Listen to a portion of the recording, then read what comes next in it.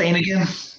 Last year, I was excited about 2020. I thought this was going to be my year. This was going to be the Olympics, and Halloween was landing on a Saturday, and they designed the New Year's glasses, those giant sparkly plastic ones that spell out whatever New Year's it is.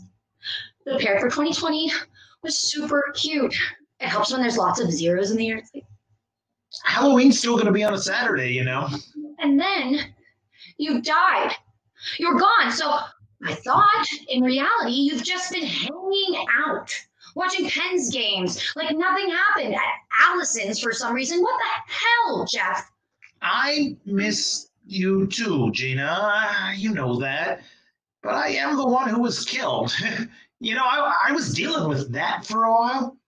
And I've seen what this year has been so far. I wasn't sure that a haunting was what my sister needed on top of everything else she was probably dealing with these days.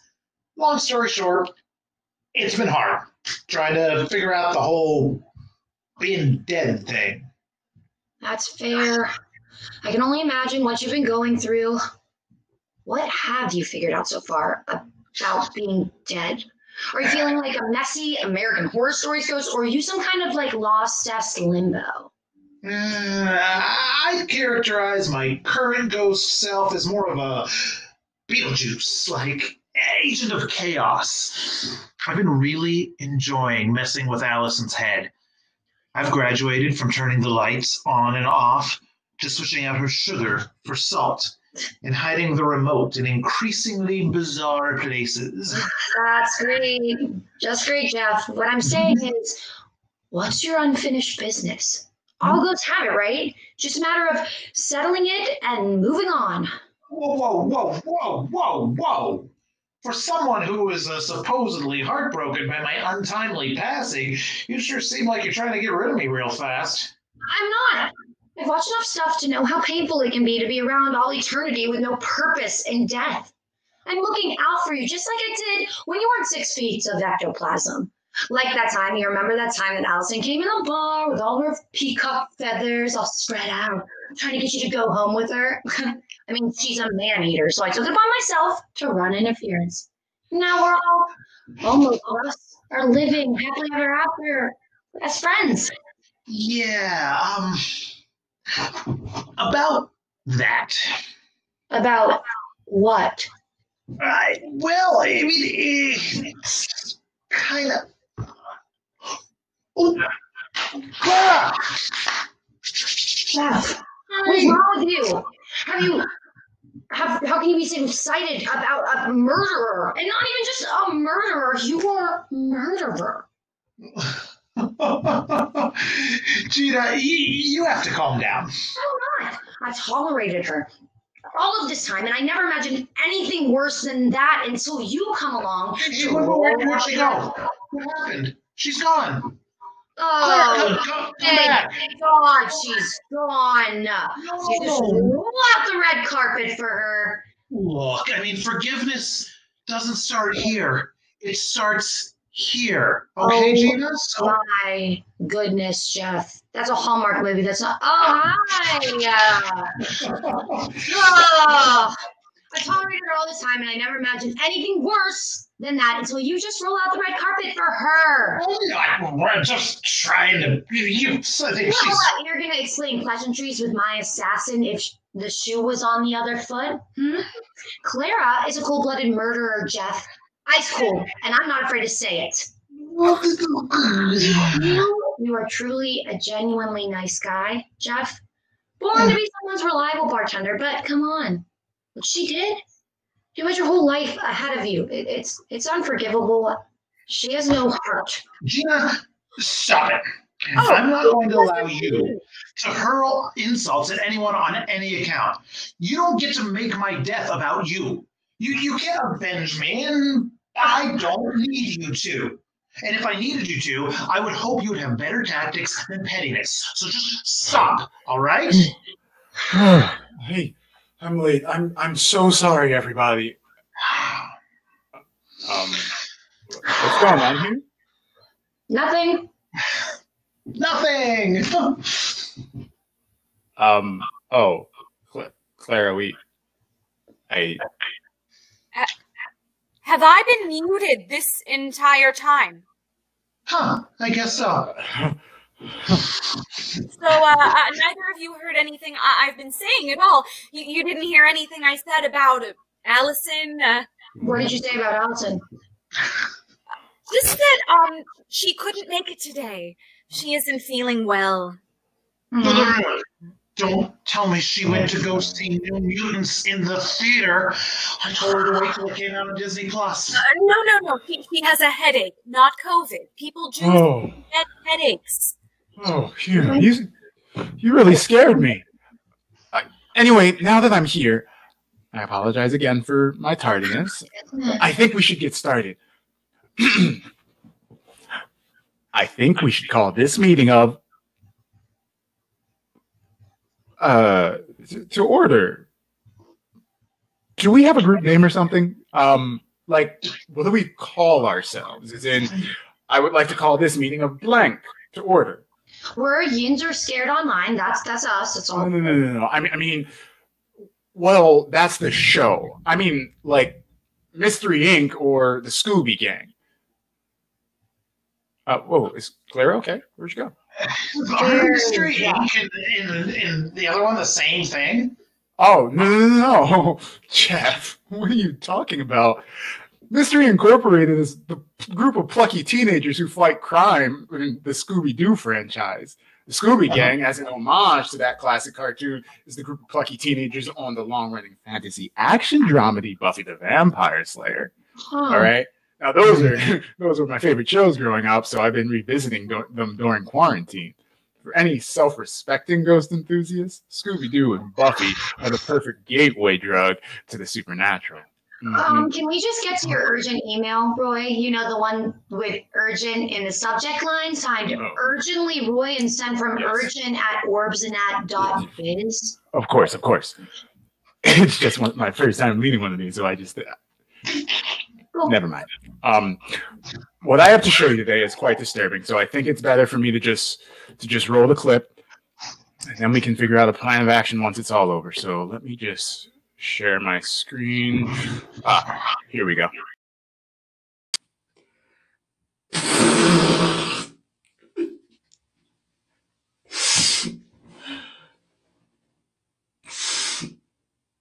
I'm so embarrassed. And sorry, but I'm here. I promised you an episode of Yinzer Spooked, so you're going to get an episode of Yinzer Spooked. Maybe the best episode we've ever done. If you'll all continue to bear with me, I think we'll do things a little differently. As you all know, we were set to dissect the chilling tale of Westinghouse Bridge on today's show. But I think it would be wrong to act as if that tragedy didn't hit close to home to me. I think I'd like to share my story here tonight, if you'll let me. I think it's important to share, to connect, to tell the truth, and that's why... That is why I'd like to talk to you all about my great-granddad. In the early 30s, the big, beautiful George Westinghouse Bridge was being constructed in East Pittsburgh, right above Turtle Creek Valley. At nearly 1,600 feet long, it still ranks among the longest concrete arched bridges in the country. My great-granddad, Rich Dixon, was one of the brave men on the crew who had a hand in bringing the visions of those brilliant engineers to life. And they all knew the risks. They all had wives at home who begged them not to go, afraid they might fall off the towering structure, or worse. But good old Rich, he wasn't afraid. He knew the importance of that work and imagined the pride he'd feel driving over it and knowing his kids could tell everyone, my dad built this. Well, That dream came closer to coming true one day when my great-granddad was off to work for the final concrete pour. Before he left, my great-grandma let him know that she was pregnant. He was positively over the moon, but his euphoria was cut short because that day,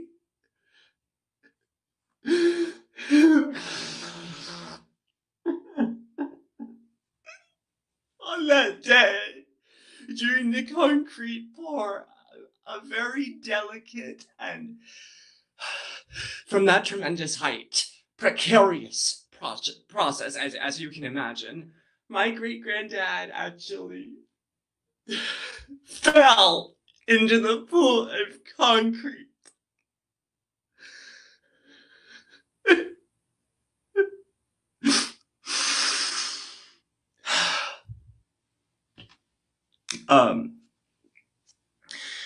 Details of how it happened are rather scarce.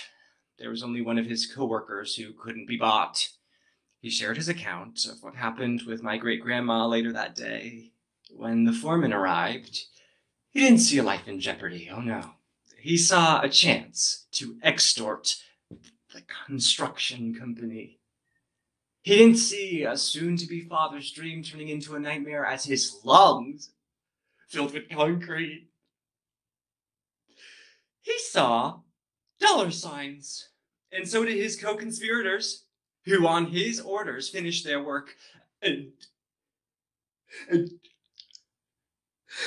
tubing my great-granddad in the process. The official word was that he never showed up to work that day. They tried to gaslight my great-grandma, telling her he ran off with another woman. It was disgusting. But what could she do? Her mourning was cut short when my grandpa, Rich Dixon Jr., was born. It's my family's cross to bear. It's partly what got me interested in all the history and mystery of this city. And it does grant me some solace to be able to say here that my great-grandpa built that.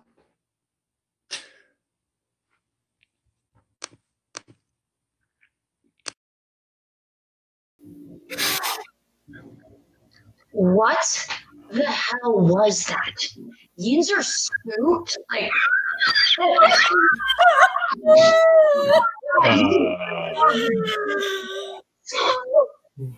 What?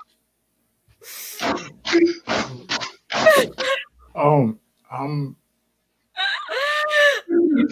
I'm the one without a heart. That was incredibly touching. It would be if any of it were true. It's not true. What could that be? Science, my dear Jeffrey. Okay. Anything encased in cement like that, a body, a small animal, a baseball, anything, it would cause air bubbles to form. And air bubbles would greatly compromise the integrity of the arches that hold the bridge up. Ignoring the complete lack of evidence of a death, a disappearance, or any kind of foul play, the best proof that we have that there's nothing or no one trapped in that cement is that the bridge is still standing. Decades of traffic would have surely put enough stress on the weakened arches to cause the whole thing to collapse. You're right, Roy. I'm reading about this Westinghouse Bridge story on a list of commonly debunked local myths. Does it say anything about his grandfather? He made that up too, Jeff. Yeah. Oh, I feel so betrayed. And you should. They're stealing our gig. But the worst part is that all of their videos are like this, based on lies and stories that have long been disproven. None of that seems to matter to his large group of loyal viewers, though. People tune in every week just to be lied to nonstop? Now look, I called you here today because I think we need to do something about it. Like what? We can report their videos. No platform will stand for that kind of misinformation being spread around. I think we need to take a little bit more drastic action. How drastic? We write them a letter. Mm-hmm. A letter, Roy? Yep. Yeah, a letter proposing a sort of crossover episode.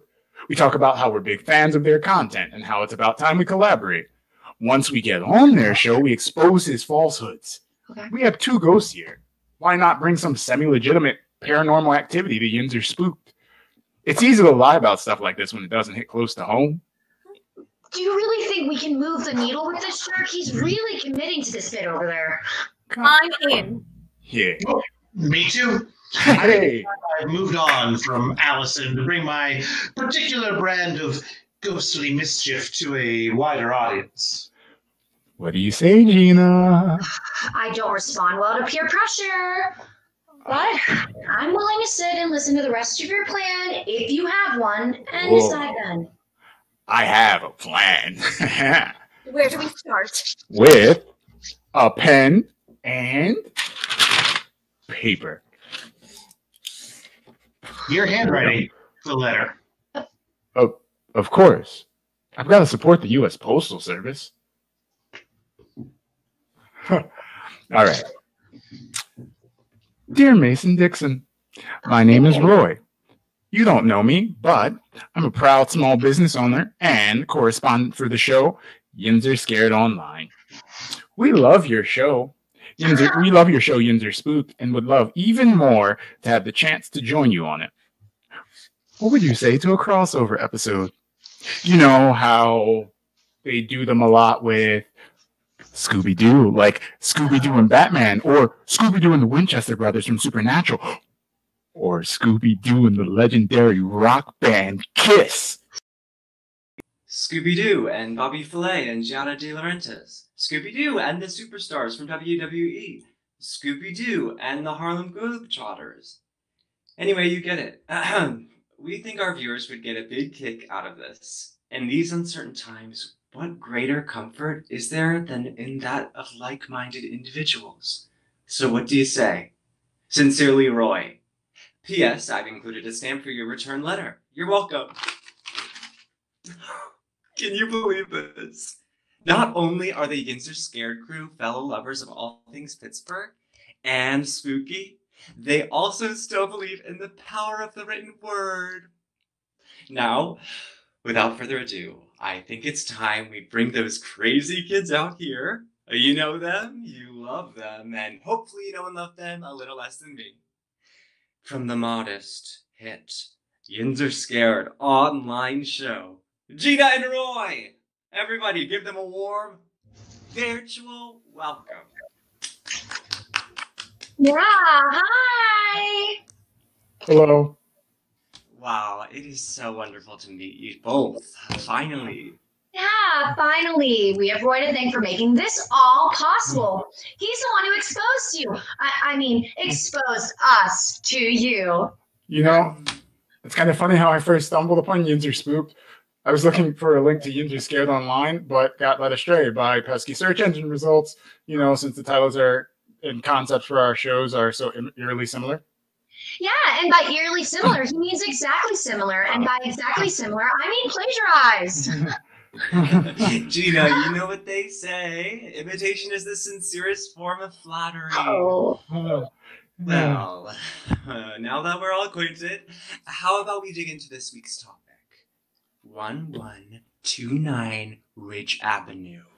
Geena, Roy, do either of you know much about the legend of this spooktastic site? Spooktastic. Tell us, Mason. I haven't done extensive research on this topic to concoct an elaborate ruse or anything. No. Right. Anyway, colloquially, 1129 Bridge Avenue is named after its first residents, the Colliers. Okay, right after the Civil War, Charles Wright Collier settled in what is now the North Side with his wife, Lyda, and their maid, Essie. Oh. The mansion he built for them was the biggest and most beautiful in the neighborhood until tragedy struck. You see, Lyda suspected that Charles and Essie were having an affair. Oh. It ate at her until one day she snapped. In a violent, jealous rage, she stabbed Charles several times and decapitated poor Essie. It wasn't until a few days later when she was discovered sitting in a rocking chair, cradling Essie's head, that anyone had even known what had happened.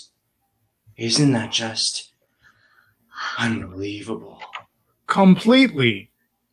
But wait, there's more. And by more, I mean more decapitated heads. Oh. On behalf of Mason, I apologize to any viewers who may have chosen to enjoy today's broadcast with a meal.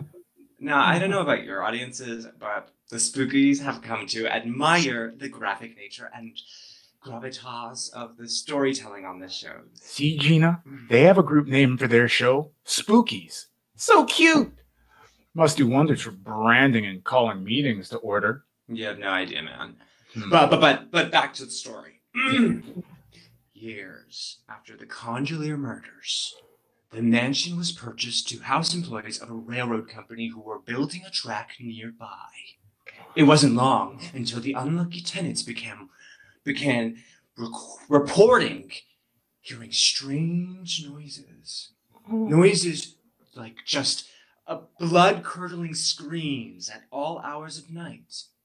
The hysterical cries of a young woman and the creaking of a chair rocking back and forth. A haunted rocking chair. Oh, no. No, don't be silly. The chair wasn't haunted. Oh. Anyway, things only got creepier from there. In 1900, Dr. Adolf C. Brunrichter purchased and moved into 1129 Bridge Avenue. And so just 1 year later, you guessed it, tragedy struck. Oh. One day, the police were called after neighbors reported hearing a small explosion and seeing a flash of bright light coming from the mansion.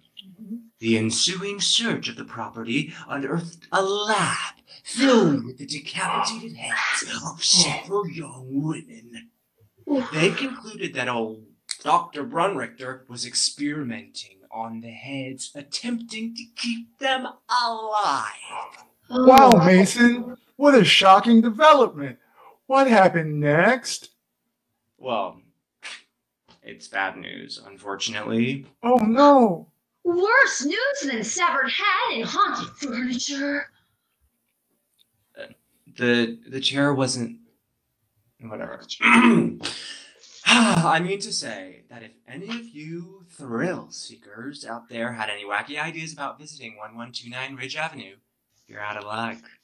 The Collier mansion was destroyed in 1927 when a flame erupted from a nearby natural gas storage tank, causing a chain reaction of explosions that sent smoke, debris, and destruction from Manchester out as far as East Liberty. The property damage cost the city a fortune, and hundreds of people were burned. Dozens died. Some say that it was hell swallowing the house back up and burping at the end. Do they now, Mason? Well, what would you say if I told you that there's no evidence to corroborate any of those tall tales?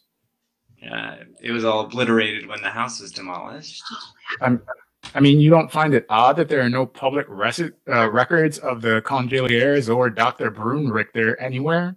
Nothing of their marriage or his medical license.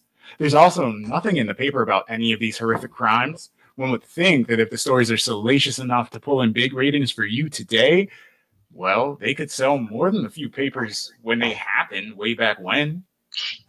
Like Geena said, too gory. You can't have that kind of stuff on the front page, especially not in those days. Even if this stuff was on the front page, they would have trouble finding a picture of the place to put there. The house at 1129 Ridge Avenue wasn't even a mansion. It was a normal-sized row house where a normal-sized working-class family lived with their heads very much intact. And the photos in the Collier mansion are fake. Half of them aren't even American buildings. That's what they want you to think. Who is they? There are people out there in the world very deep who want to credit these kinds of stories because these kinds of stories don't fit into their narratives. Don't fall for it. Okay. Oh my God. Look, that's a pretty cynical and chilling way to view things, don't you think? I think I have a responsibility to my viewers to bring them scary realities to their attention. And to teach them this history and pray they have the good sense to listen and learn and act and react accordingly. Give it up, Roy. This guy is a kook. He's convinced that what he says is true and that all those people out there will believe him. I guess there's nothing more we can do.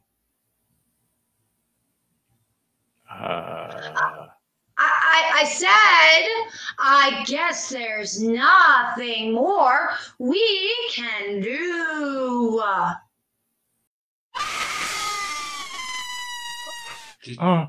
Did you guys hear that? Yes. Ooh, very scary. Behold his eye, Charles Wright Collier.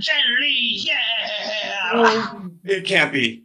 How can a ghost zoom bomb my show? I know not of this Zoom bomb. I am here, now, because I was summoned. I was summoned because I sensed there were doubters. Doubters of my story.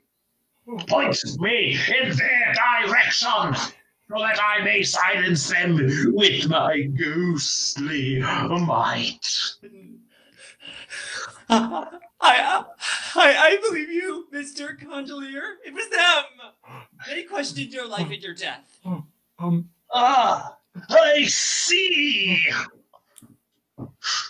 How dare you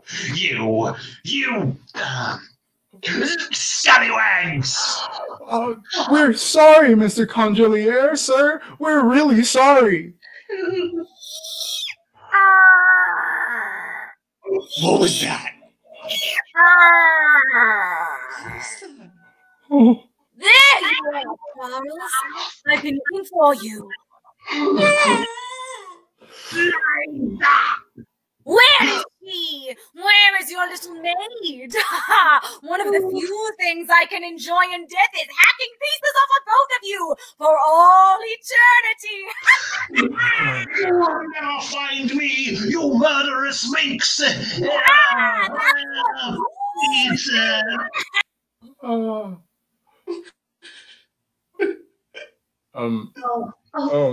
no. What's wrong? It's okay. Breathe. Are you okay? Guten Tag! Have you seen my next patient? She's a beautiful young Freud. This is beautiful, young head. No. Who are you? Oh, excuse my poor manners. I am Herr Dr. Adolf C. Brunrichter. Oh my fucking god, Geena! Roy, look! Sorry, I'm late, Doctor. Halt this way, Fräulein.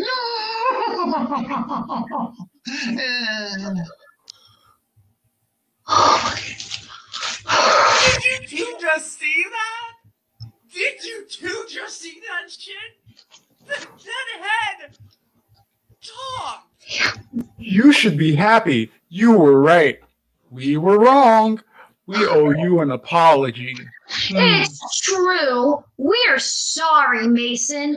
I'll never believe facts over baseless claims ever again. No! Fuck that!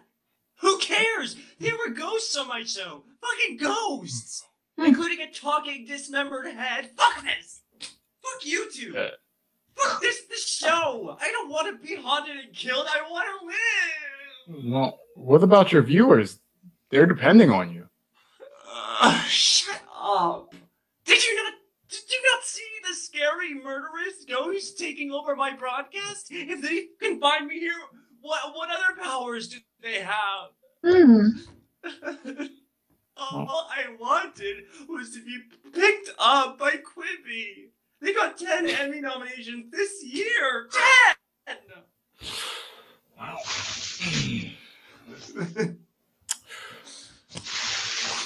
Wow. Wow.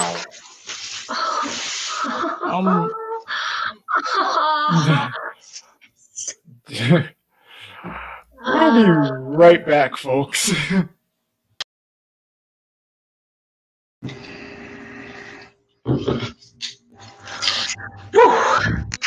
Yes. We did the right thing with Mason. Don't talk like that. Of course we did. That tool was completely fallen off the face of the earth in the last 36 hours. His virtual footprint has been completely erased. Now, when people search Yinzer and then the letter S, we're the first thing that comes up, just like the world intended it to be. Just feel like we were dishonest in our crusade against their dishonesty. I feel kind of bad about it.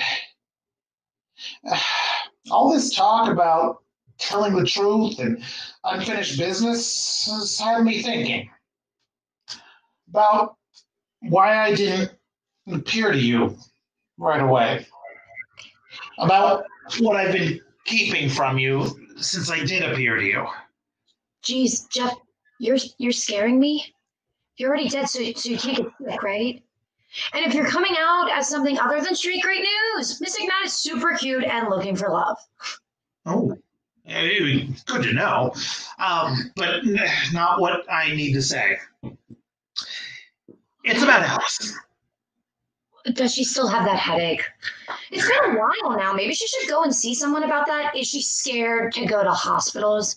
I mean, I don't blame her. She hasn't been really responding to my texts as she normally does. So it must be pretty bad. She could totally get a COVID test while she's there too and just roll that out. It literally couldn't hurt. I'm sure you're not reading up on this stuff since you're like immune, but they developed a totally painless saliva-based test to replace jamming scary things up your nose. She can get hers on like 45 minutes. Science, am I right? Allison killed me. It wasn't Clara. It was Allison.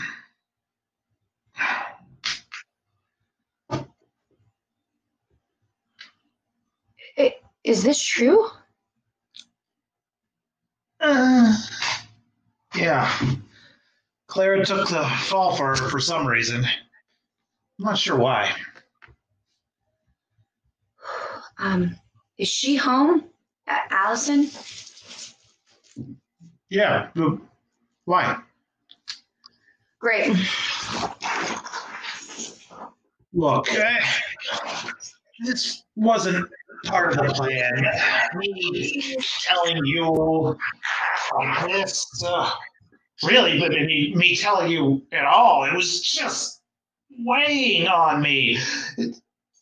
Geena, what the hell are you doing? Where are you going? I'm just going to help Allison with that COVID test the old-fashioned way. See you in a little bit, brother.